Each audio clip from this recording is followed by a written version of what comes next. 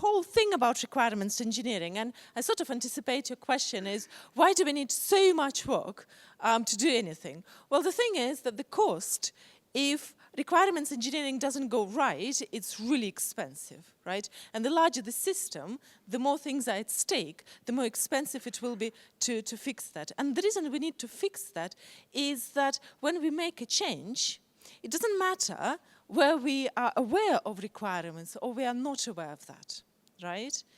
The requirements will be in the system, and your system will require those things.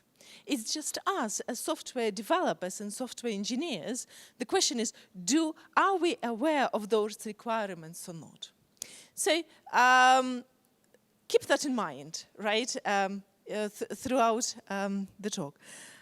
Another thing is, so it all came from IoT, and it came from Industry 4.0. Right? So before the whole concept of 4.0. So before 2012, we had all these different things. We had Internet of Things, we had Internet of Services, we had Internet of People. But then when they came with the concept of Industry 4.0, that they realized that we're actually moving to the direction where all those things are together, where there is no boundaries between Internet of Things and Internet of People and Internet of Services. They're all coming together, and we need to do something about that.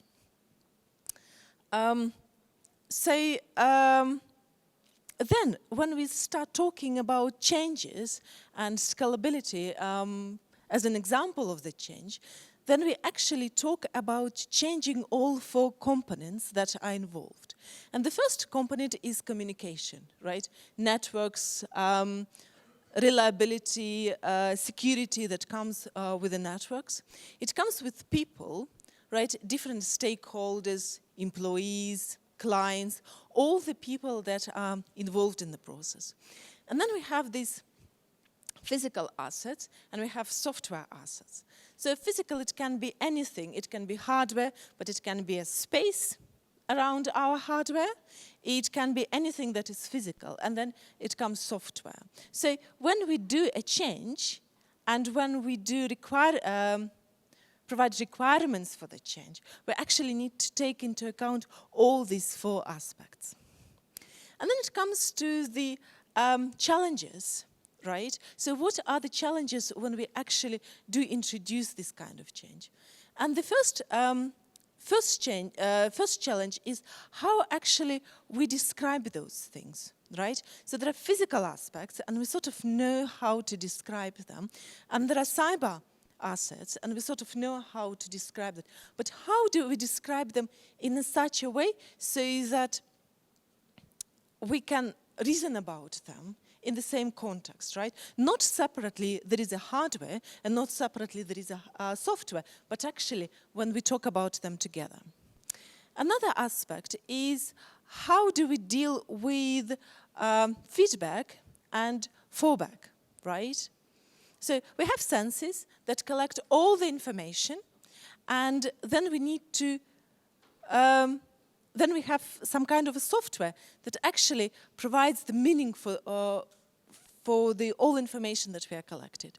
So how do we make them talk to each other? How we make that sort of loop meaningful?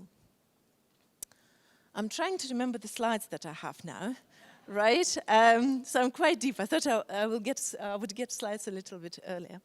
So now, another question that we have, how do we manage that different stakeholders, business in particular, and systems, that they understand each other, right?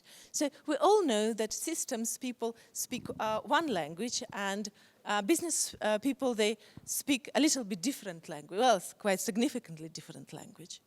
And what do we do to actually enable the understanding between those two parties? So I'll come back a little bit. So the whole talk is about this paper. If you're interested, do have a look at it. And the main job was done by Peri Lakopoulos and Virgilio Cavacli. And I'm co-author on this paper, but I'm sort of remaining on the bring the word to people.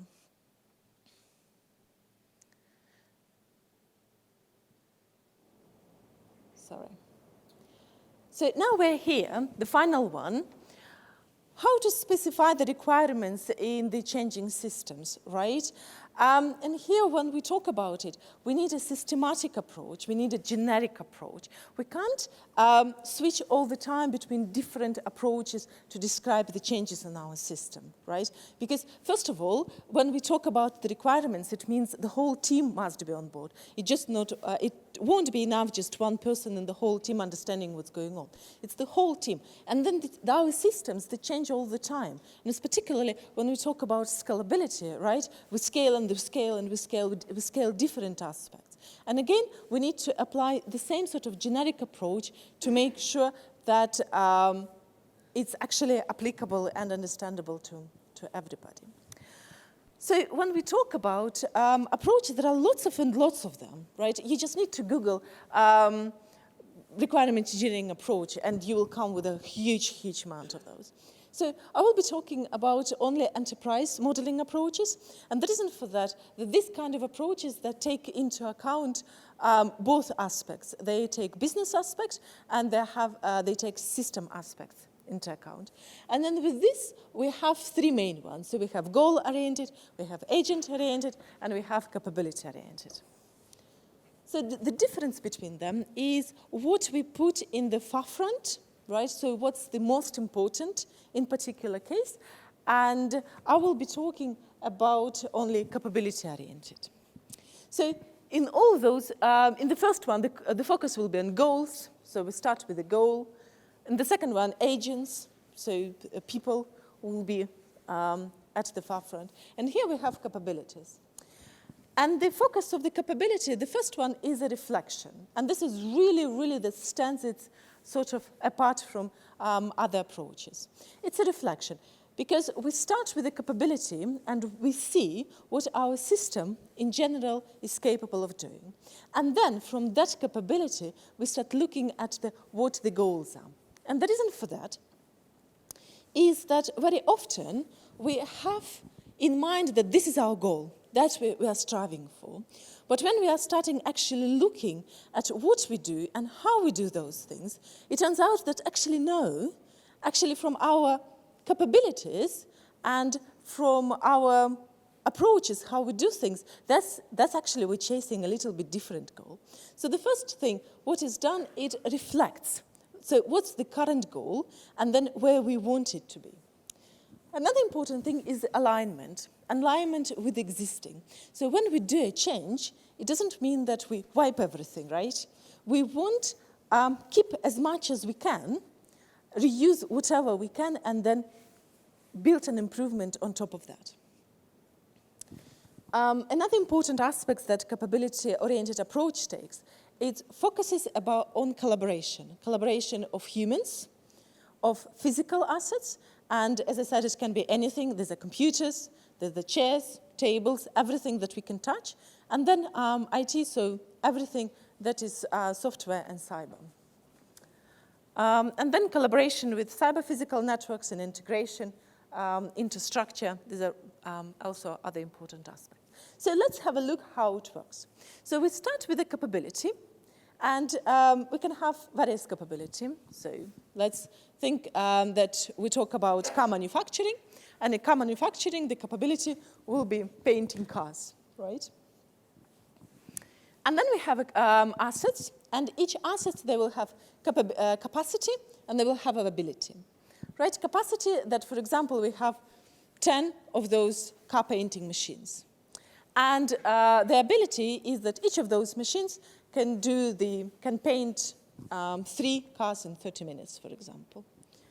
Then we have passive assets, and these are property, whatever, finance, information, or even the space around that painting machine. Then we have dynamic assets. This we have interactions. So human operator is a dynamic asset. Another dynamic one is the machine itself. Then we look at our goals. And when we talk about goals, we talk about both business goals and operational goals. And all those goals, they have some kind of KPIs. Something that we want to achieve, something that we can measure against whether we achieve the goal or not. Then we talk about tasks. And to perform the tasks, we need collaboration between different assets to achieve the goal. So we start with the current capabilities, and from those capabilities, we derive the current goals, right? Then we come to the new requirements. So goals and capabilities that are actually required, and this goes through the set of transformations in the middle. Right, so there are lots of, actually, this approach, it's not new. So initially, capability-driven approach, it came actually in the 80s, and it was manufacturing, but it was very much about sort of keeping hardware. It was focusing on the hardware. And then Viguelot and Perry, they started looking at how they can actually use this approach in the model setting so that it combines all those sort of main players like communication, people, hardware, software, whether we can derive a methodology out of it, so to enable us to do a systematic requirement analysis. And these are a number of projects that they actually worked on and produced a number of papers here. So if you're interested in the approach, just have a look at those papers, at those projects where they describe that. So the particular example we're using today, it was in manufacturing. And in manufacturing, they focused on two problems. And this is managing disruptions in inbound logistics and managing disruptions in production, right? So there were two things that we're just looking. So when we talk about scaling and changes in general, it doesn't mean that we need to involve the whole system into the change, right? So we can focus just one particular or two particular aspects and just focus and talk about those. So that's what we're going to be doing. So how they did it, quite a traditional approach. So they started with interviews, then they went into the review and analysis. After that, textual analysis and building models, and those were repeated a number of times to sort of polish that bit. So we start with the capabilities, right? So we have identified, for this particular example, a number of capabilities. And here we have system capabilities, right? The capabilities relevant to our systems. And those capabilities, they have, I forget the name. They have capacity and they have abilities, right? Each of the capability will have capacity and they will have abilities. But then when we talk about the system, it's quite difficult to sort of make it isolated. So what they do here is that they introduce those external capacities. And those external capacities, it means that they interact with our sort of core part of the system, but we don't know exactly how they operate. So we sort of have an interface with them, and we can influence maybe. So for example, if that's transportation, we can increase the delivery, right? Or we can reduce delivery, something like that.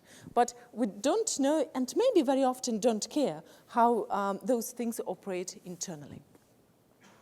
So we define those capacity, we identify those capacity.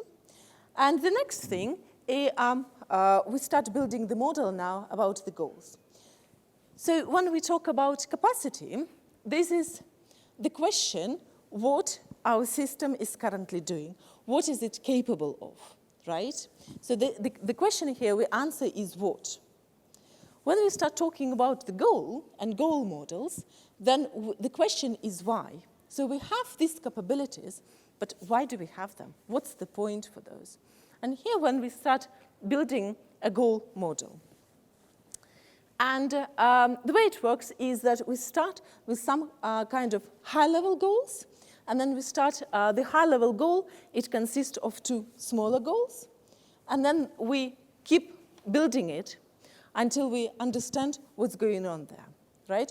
So the goal is about why, and then we have agents And we have automatic agents, and we have human agents that explain us how that particular goal is achieved.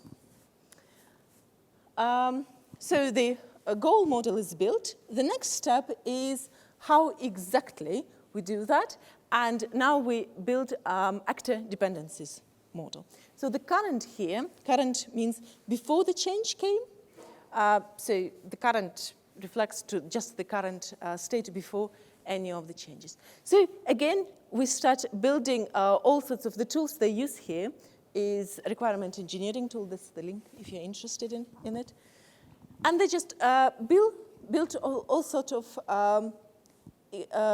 expressions and dependencies to explain how the system actually works, how we achieve all those goals. And then we built information model to understand what sort of information we build. I won't go into details. It's, everything very specific. But the main point, then we have all these models, right? So we have capability model, we have goal model, we have actor model, we have information model, and all those models interact with each other. And from all those models, we answer different questions. So we have a capability, and there is sort of interaction between those two capabilities. And this one, it explains us how it's actually implemented. And then we can look and link to the goal model will explain us why this particular thing is done and the information flow that happens there.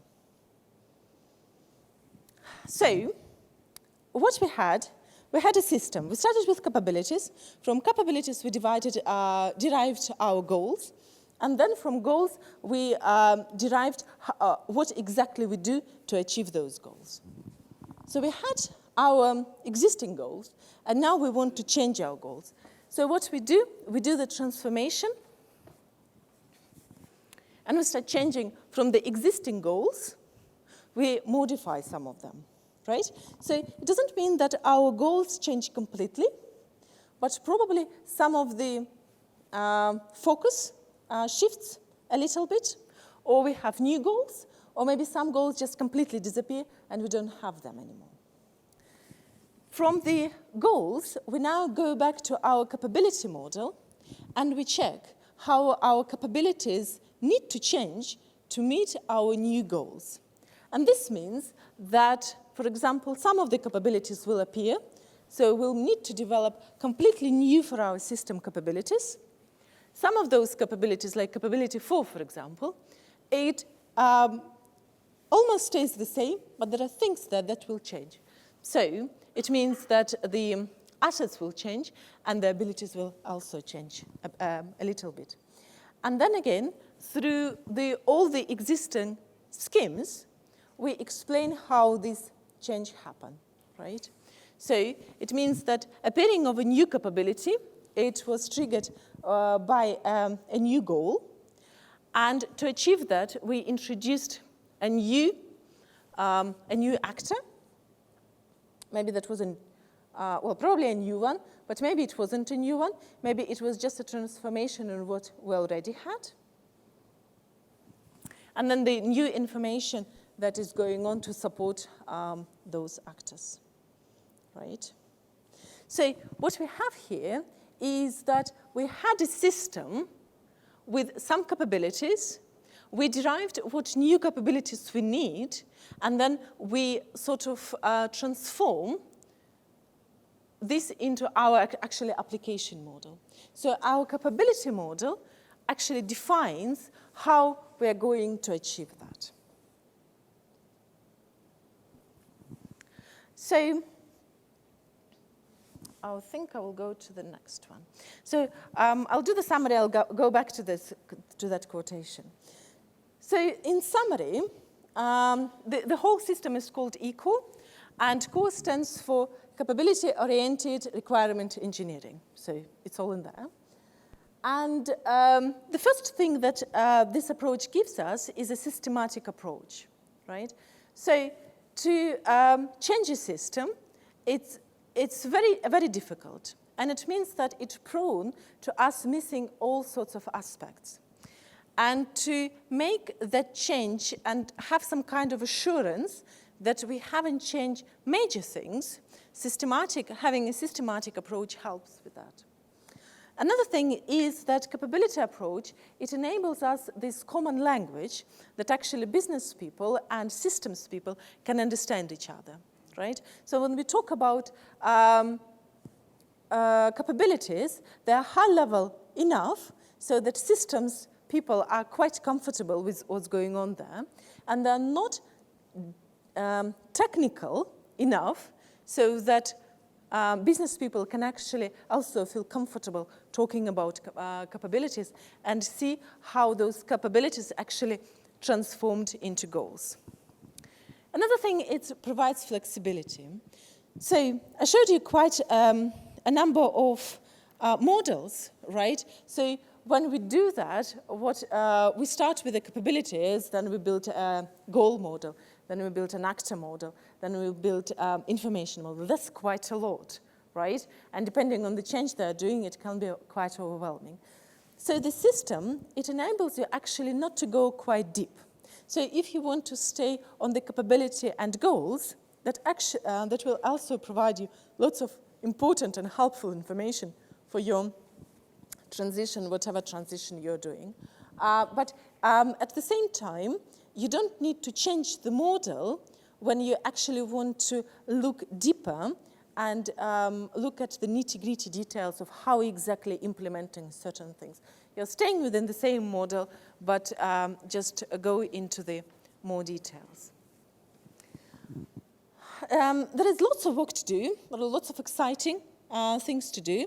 And the first thing is about design challenge, right? So the goals that we talked about, they were all fixed goals. But now we're in such a sort of very speedy space when things and requirements there change very quickly. And of course, the main question is, by the time we complete looking at our requirements and building them, do we still need those requirements, or is it something different? Well, of course, it depends on your application, right? If the application that you want to apply it to is so dynamic, then probably staying within goal and capabilities is sufficient just to give you some idea what's going on there. Whereas if you envision changes to be very costly, right, and taking time in terms of development, and if something goes wrong, the cost of change is also going to be very expensive, then probably going into further details will repay it in the end. Most likely will repay it in the end, right?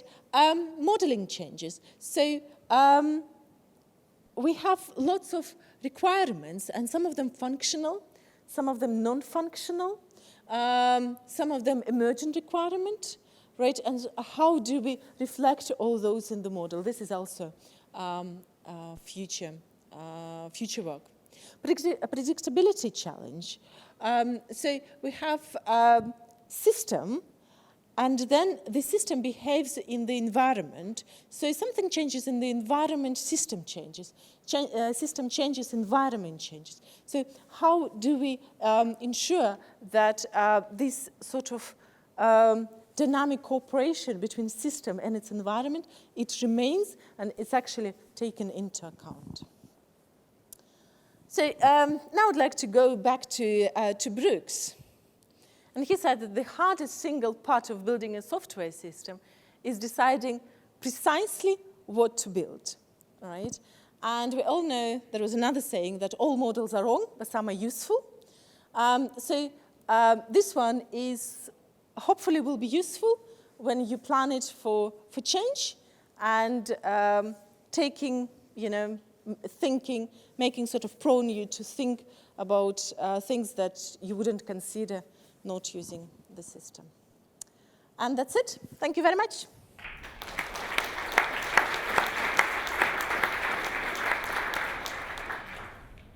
We have time for questions.